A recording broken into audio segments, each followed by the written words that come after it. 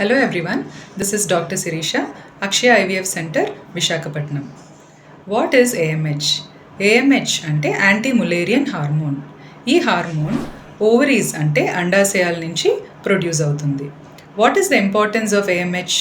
ఈ AMH levels బట్టి ovarian reserve అంటే ఎగ్స్ కౌంట్ ఎలా ఉంది అన్నది తెలుస్తుంది. So how is AMH measured? AMH is measured by a simple blood test. So ఈ AMH లెవెల్స్ కానీ 1.5 to 3.5 మధ్యలో ఉంటే ఇట్ ఈస్ నార్మల్, అంటే ఎగ్ రిజర్వ్ అన్నది నార్మల్గా ఉన్నట్టు. పాలిసిస్టిక్ ఓవరీస్ ఉన్న వాళ్ళల్లో AMH లెవెల్స్ మోర్ దెన్ 4 ఉంటుంది.